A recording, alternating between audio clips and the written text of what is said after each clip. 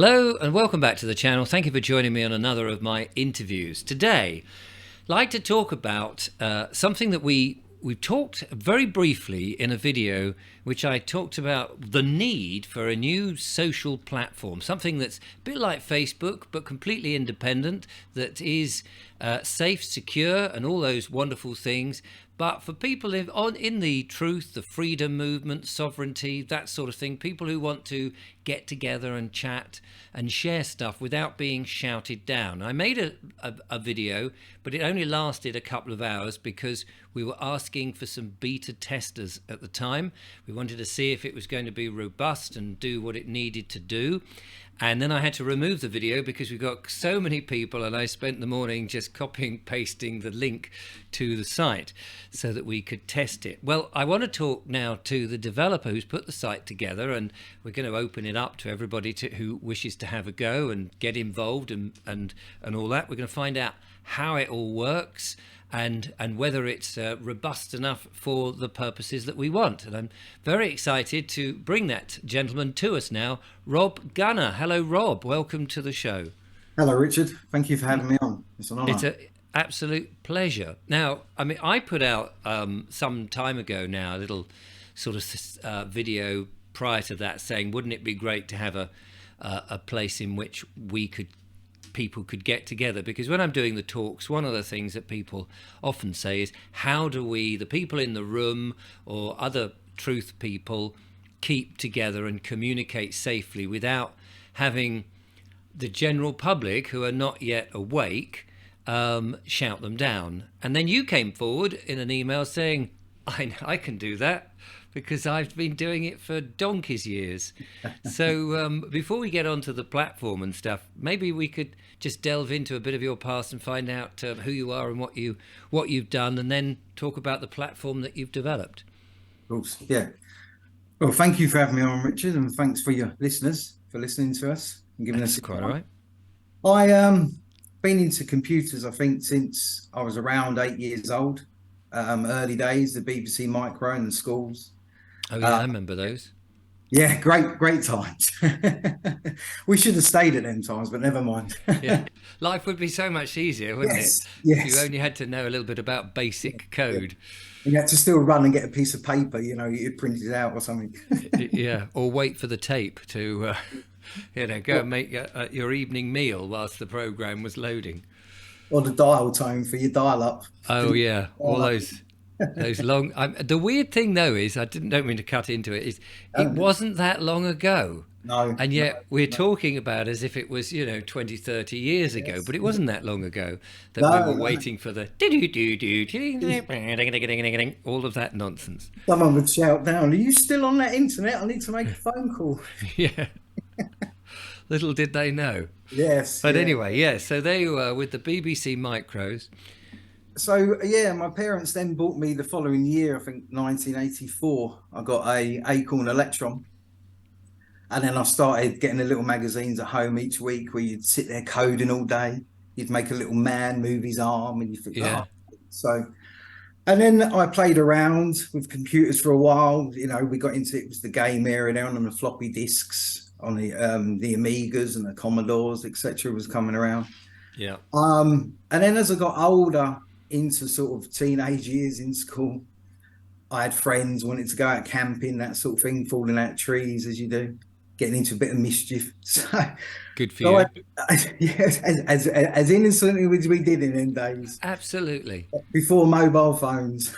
Yeah. Before your mum could ring you up and say, "Where are you? What are you doing?" We was always late for tea then, weren't we? Yeah, absolutely. So anyway, and then obviously I went through sort of teenage years and started working, and I met my great partner and we started having children and things. So then you work, jobs and things that you can do. And we had our older two. And at the time I was working at bar manager, sort of working in hotels and things and stuff. Long hours. So, I'd go out at whatever time and I wouldn't be back to 11, 12, 1 o'clock in the morning. So it's not ideal when you've got a young family. No. We was then having our third child. So I decided to give that up and sort of, look for something else. So I was working at Courage for a while, delivering as a driver's mate and stuff.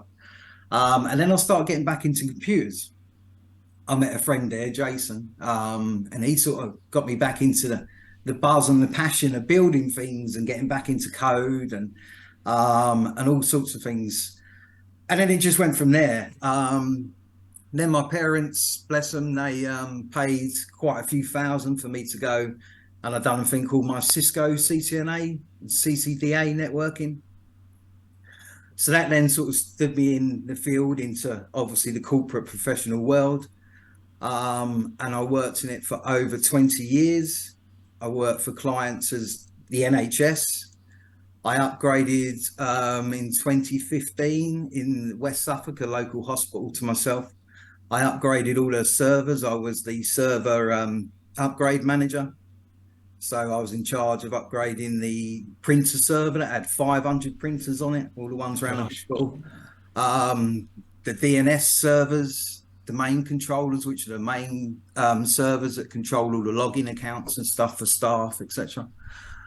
And many things. I ended up writing little programs for the engineers, like the sort of first line engineers would go out and fix printer issues and things after I'd sort of moved them over to the new servers.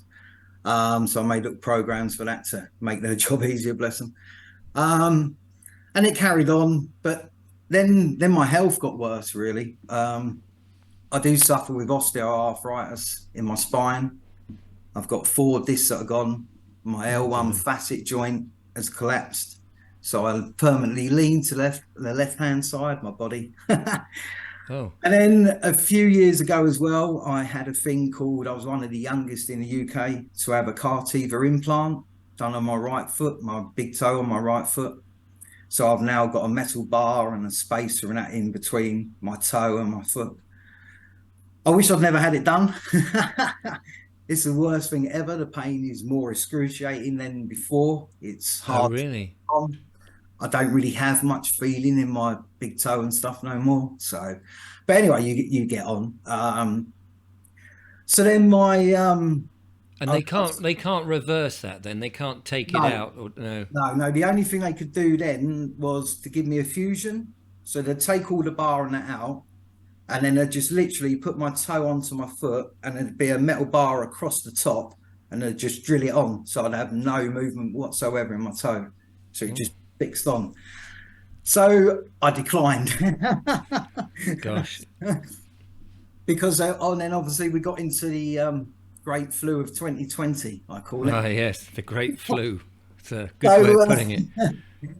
And my journey down a rabbit hole. So I've been doing bits and pieces, obviously at home. My partner sort of works part-time and that, bless her. So been doing bits and pieces if I can. Just trying to carry on, really. And then, I've, the last sort of 3 years, I've seen a need for something. And your video you went back to, the sort of call out that people needed something to be together on, to communicate, to share, to be able to upload files and stuff to so local groups that are fighting good causes can share that information and how they've done things with other groups. So that's pretty much sort of where we came from and where we are. And of course, I suppose that, one of the arguments might be, but people have Telegram groups and there's Discord, there's WhatsApp, there's Signal. And the CEO of Telegram is a WEF. He was one of the global leaders in 2018, I think, 2019. You can look it up in Wikipedia. So I'm not on no other social network, Richard. I haven't been for years. The only one I ever really have used for a time was Facebook. But during that great flu of 2020, I went from 140 odd friends down to 30 odd friends within a matter of a few months. Many bans and blocks. And I thought, oh, well, it's not for me then. No. And that, this is where we are at the moment, is that people having to they're having to censor themselves if they're putting posts up publicly and they want to share certain bits of information which they feel is important. If they put it over too stridently, then, and that might be the importance of the message, a lot of people who don't understand, perhaps aren't awake, or just have a difference of opinion, come down on these people. And even the so-called fact checkers within Facebook will censor certain posts, and so we're not free. That sense of free speech has disappeared. Fact checkers, Yeah, well, exactly. Where do they get that data from? I mean, I think is it Snoops or Snopes is one of the biggest fact checkers out there. And the couple that started that and run that have since got divorced. They've had criminal charges for various things against them, and they're not the kind of people that you'd No. you think of sharing reliable resources, but that's it. So you designed and came up and wrote the program for a new social media one. And I guess because you haven't got multi-millions or billions to put in it and a team of all the staff that, say, Facebook would have with their graphic designers and, all of the things, it may not be quite as sexy, if you can call Facebook sexy in any way. And so it's sort of a pared down version of that. But it seems to work. I'm on it, and we've had, as we said at the beginning, beta testers working on it. Where are we now with it then? Because we started with about 200 people initially over the first week, and of course, people tell their friends, and it's sort of growing organically rather than one great big introduction where 20,000 people all hit you all in one go, which is probably not ideal. So tell us about the beginnings of the platform, how you develop something, because I wouldn't have a clue where you start, and then how you make sure it's safe, safe and effective, how it's safe from all the trolls and the spiders and all the things that that we see on other social platforms. Well, so a few years back, I ran another site similar for the CBD, the hemp sort of community, because they were getting banned from Facebook and other platforms, and then they were legal products. They were trying to help people share information, and Facebook were closing the groups down. So I ran something then for around 4 years for that community, but obviously, bless them, they didn't really have the funding and stuff, and all their jobs and other things. So it sort of fizzled out, really. So the idea and me being able to run something like that for, as I said, for 4 years, I knew I sort of had the skills and the capability. I knew I still had the source code and stuff from before that would just need to be tailored and adapted for this site. So when I heard your first video and your little call out, I'd heard similar videos like that, and I kept having this niggly feeling in my head that a voice was telling me. I don't know if it was my mum. I lost my mum a few years ago. She had a big impact in my life. So I don't know if it's her or where it sort of came from, but kept hearing this thing, all these people are getting shut down. It's not right. We should be able to say our opinion. If you don't agree, that's healthy. This is how we've got to where we are in society, because we've been able to have healthy disagreement, change things. Oh, that's not right. Oh, that doesn't fit. Let's change that. That's how we are where we are. If we can't have disagreement without being disagreeable. Yes. It's healthy disagreement, isn't it? We could have a big disagreement, a big argument, and then we turn around and eat some sandwiches and have a cup of tea together. It's the adult, the British way that we've always done things. Well, up until the last few years. Where, of course, if you have a difference of opinion with somebody, you're a complete idiot. Yes. And you're shut down. You can't have a different opinion to people nowadays. No. So anyway, so then I started looking, and to be honest, I went out and sold a few things because I don't have much money myself. I went out and sold a few things, bought the server, Spent a few days installing all the operating system on that, getting that secured, getting a thing called mod security on there. So all the firewall and all security for incoming connections is all tied down. I've tied down the router and stuff at home so it blocks certain things, these like DDoS attacks and things, they're sort of blocked down. I've got them, various other bits. Then the server itself, the software itself, the registration has a thing called a honeypot in, so it blocks bots. It detects normal behavior in a human being. So when you go and you fill in a registration form, you'll go username, first name, you go, oh, yeah. Username, you'll think, oh, yep, I know, I use that one. Yeah. So you're pausing between, you're not filling it in. Whereas bots will fill in every field automatically at the same time. Right. So my system will look for that and say, oh, no, you won't. Sorry, not today. Yeah. Your name's not down. So, and that's the first procedure. Then we have another account block out. So if you go in and you put wrong username or wrong password 4 times, it will block your account out for 24 hours. People can email the support and say, oh, I've been blocked out, blah, blah, blah. And then we're unblock them. Then if it's failed attempts 10 times from the same IP address, it will then block that IP address and add it into our blacklist. So it's it'll cut out sort of more attacks that way. I've locked, it's locked down, so it's got no follow, no indexing turned on, which is things so like Google and other sites out there, they use these bots to index and scrape sites. So I've got all that blocked down as well. So we're trying to stop any scraping. It doesn't appear on Google and stuff because obviously we've got different opinions on the site. We're adults, Richard. Well, that's right. And if you're believing that it's supposed to be private, you don't want that page suddenly appearing on a search in Google. Of course you don't. So, and I'm sure people will be reassured by all of that. Hopefully. Yeah. I mean, for the last few years as well, I've been sort of brushing up my cyber security skills. And I was joined onto a site called Try Hack Me, quite a good cybersecurity site for training. Try Hack Me, that's what it's called. Yeah.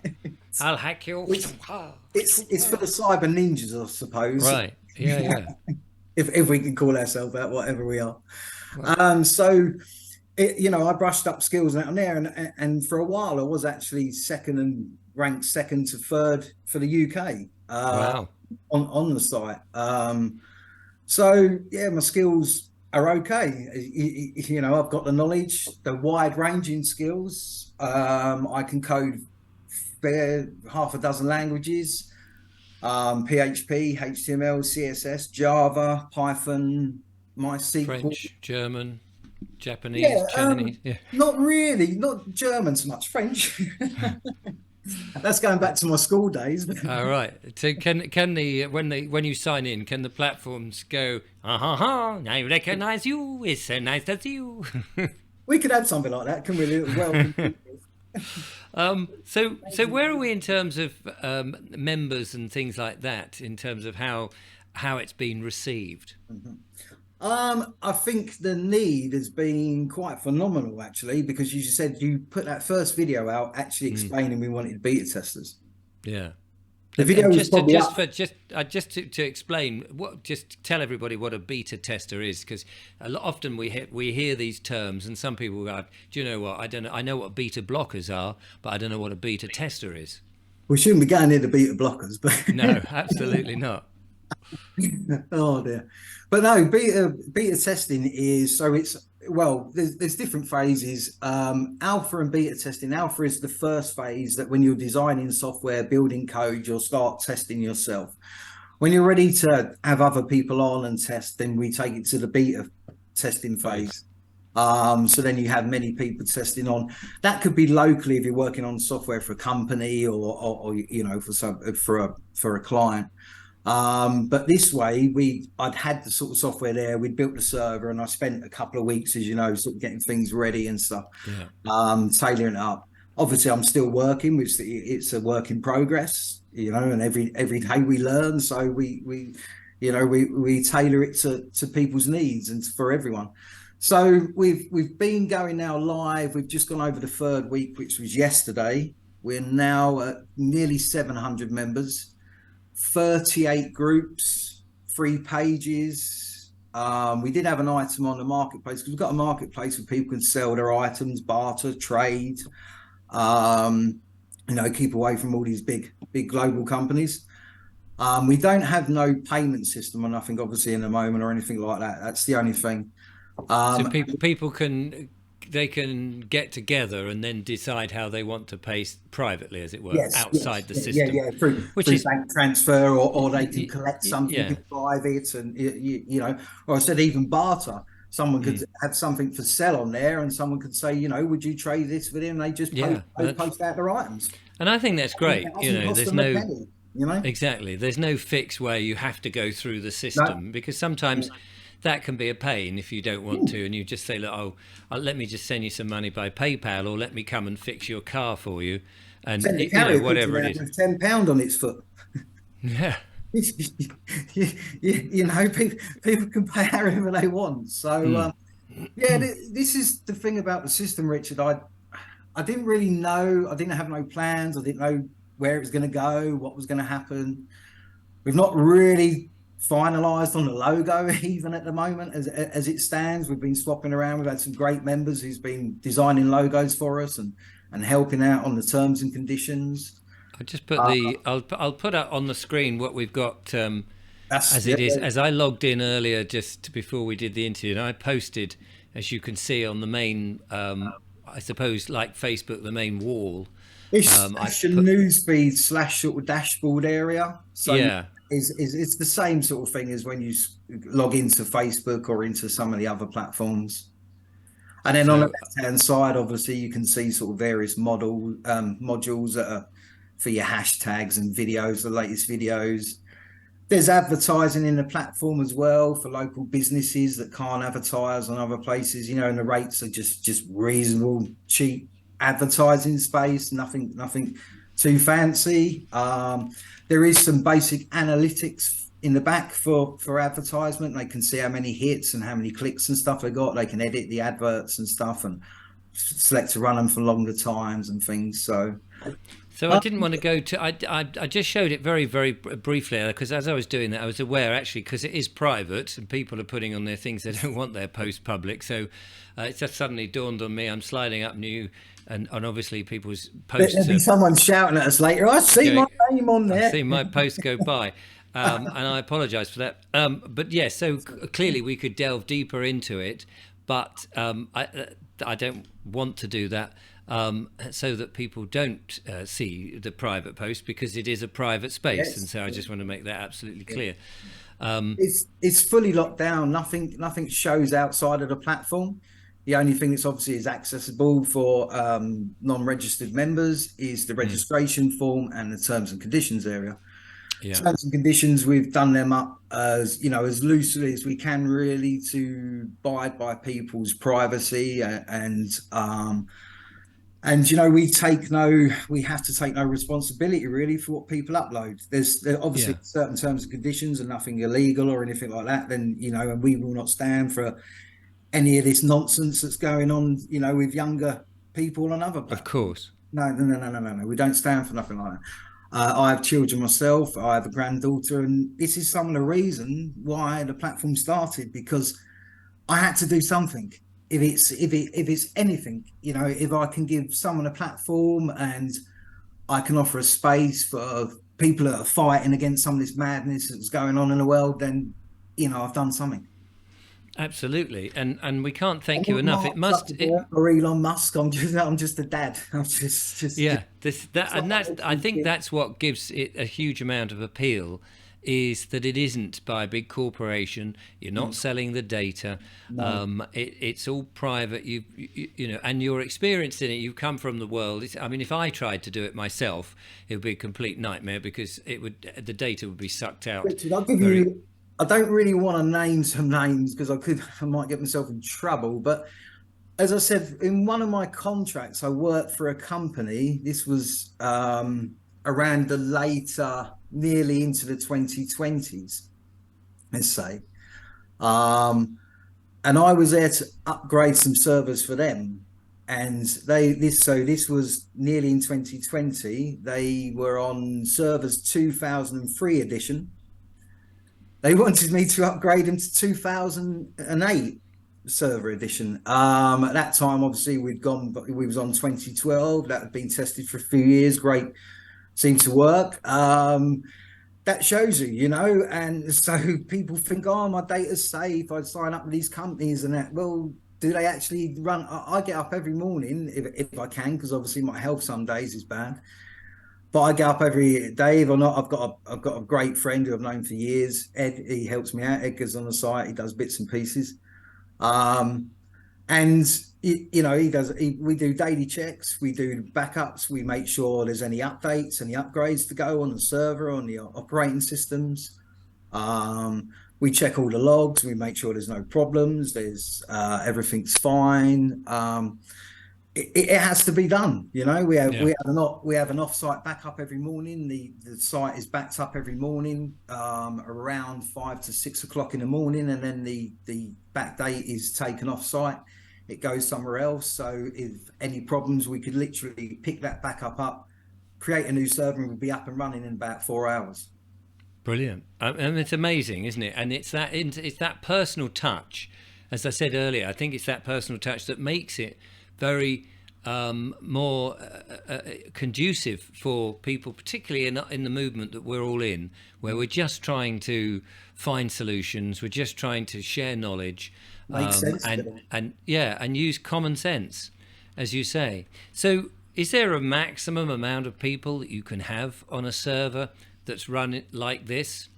And if we open it up to the rest of the world, will you get suddenly overwhelmed? Well, we've got a few members already from around the world. We've got some from America, Australia, Philippines, Germany.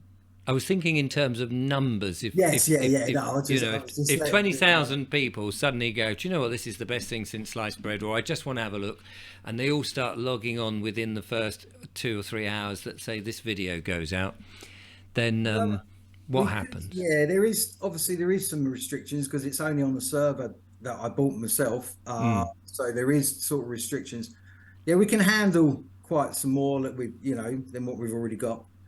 The server is currently configured because you have to do the configs and connection configs in the web servers and stuff, and MySQL databases for connections. So that's quite. I've played around with the config for there, so I've got that reasonably configured at about 20,000. So yeah, let's see. That's all we can do. Let's see. Well, I suppose that's the thing, isn't it? See if we can break it. In the nicest possible way, by using it, not by trolling it or anything.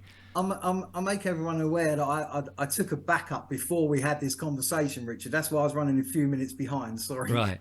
And I only use a thing called Linux operating system on my laptops, on my desktops. I don't use Microsoft products no more. Working in the field for over 20 years with Microsoft products, I don't want to get up one morning and run an update behind my back and it's killed everything. So yes. I know that feeling. That happens to me all the time, especially with this studio here. I'll come on, I'll be late, and I'll just be going, just get everything running, and then I can't get my sound because it's defaulted back, and I've got to chase it back to all the original settings because the update, thanks Windows, has done that. Or, as you say, blue screens of death and all of that nonsense. Mr. Gates with his hands in the operating system there, Richard. Exactly. And so I must, I know somebody told me this, I don't know, 10 years ago, get onto Linux. But my video editing. Spend some time, when we've got a bit of free time, Richard, and I can help you, take you on. You can rejig the studio. A live operating system on a USB stick, so you don't even have to install it fully at first, so you can try it, and if you don't like it, reboot the computer, take the memory stick out, and it boots back into Windows. Oh, well, we may have to try that. We'll be good. And I'm sure other people, particularly at the moment where security of keeping your data safe is something that's on a lot of people's mind. Definitely. And the last thing you want is we all leave our routers on all day long, don't we? and I have to keep sometimes we leave moving. I late. lean to that, as I tell you, I lean over to that way. So Right. I have to keep moving in my chair because my back goes. Oh, don't worry. I start Um, to leaning power. so so we're going to open this up to the rest of the viewers who are watching today, and in all the videos now, just to sort of subtly make it available, I've left it in the description, but I've not made a fanfare about it, so that if people saw it, they may have been joining up as a result. Um, of course, if you do join up ethically and morally, and you're Yeah, there yeah, yeah, yeah. to help us. And don't join if you're just going to be an idiot, because you'll soon No, get discovered and yeah, taken yeah, out. yeah. They'll find our boot behind them, Richard, won't they? Yeah, So. absolutely. Well, this is brilliant. I'll leave the link in the description, and hopefully we'll report back on how it's going.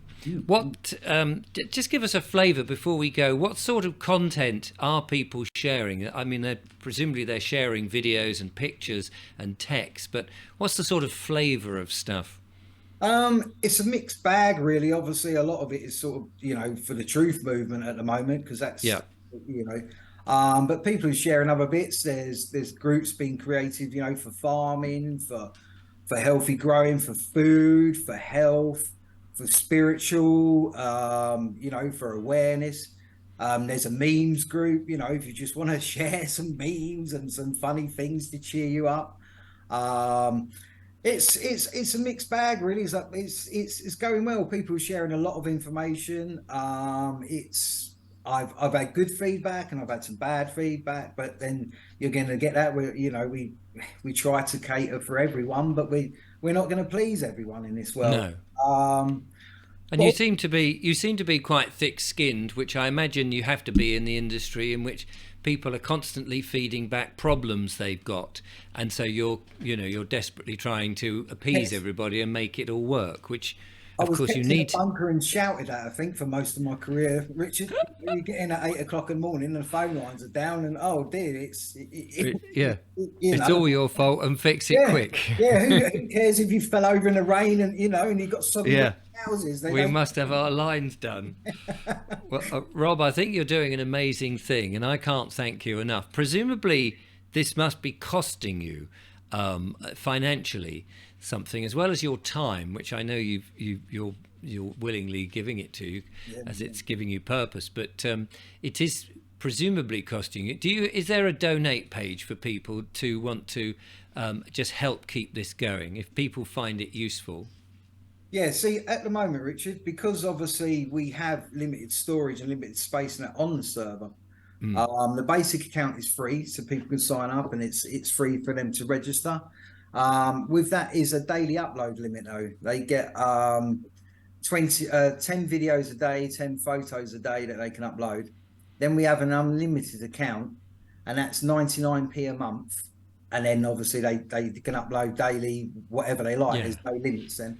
So And then 12 obviously, quid for less than 12, just less than 12 quid a year yeah, and to be able to share and be in touch. I mean, it's not much to ask, is it, really? no, no, no, no, no, no. And if Got people to do know that, that you can share your posts and your videos, Richard, and they're going to be there in a couple of days' time. yeah, well, exactly. And you've already done a lot of work on it, and you're maintaining it, which if you Yes. you know if I had, instead of putting the video up, I had gone to a company and said, look, I want to run a server and I need somebody who has the knowledge and all of that.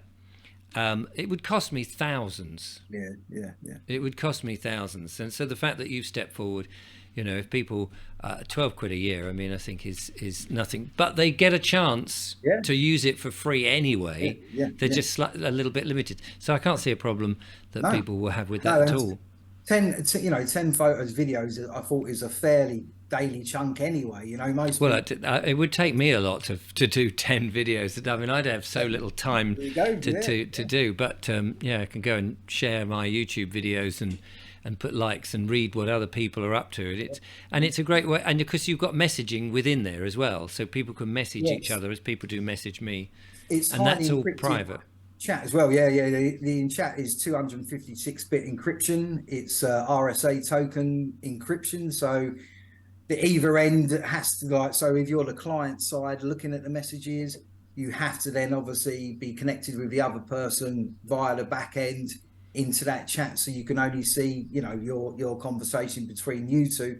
It's all encrypted, it's not visible to anyone else or anywhere else on the server. So it's as locked down as much as we can get it, but obviously, you know yourself, nothing can be 100% safe in today's age. You know, we'd love to, but we can't put that thing on. But, and really, I mean, all I want to say really lastly on the platform is, I just want it to be a home for, you know, for people that's felt alone in other platforms and some of these times. Yeah. And you know, and so, as you said, brushed on earlier, you know, they post things and they get you know, ostracized by the family and stuff. It's we got a home where we can be free, you know. And all we want to do is learn the truth and you know, and fight against the madness that's happening around the world at the moment. Absolutely. Well, Rob, thank you so much for talking to me and telling us about it. As I say, the link will be in the description. Have a go, have a see what you think. Sign up. Presumably you can be as anonymous as you wish. Yeah, Yeah, so that you can give it a whirl. And if you do find that it's not for you, then delete your account so it's just not there sitting there dormant. I guess that's a good thing. Yeah, that's one thing as well. I mean, obviously, you know, I'm not sort of abiding by a lot of the government rules, you know, and some of these other platforms will, but we are GDPR registered and not registered, active. Sorry, we've got the ability.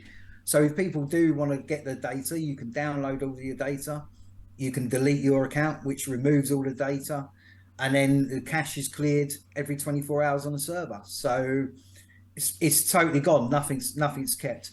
And when you delete that account, it deletes everything: your messages, your videos, every comment you've put on someone's. You know, it doesn't leave that comment there, and then you'll see like user 101 or something. It's all totally gone. So it's Brilliant.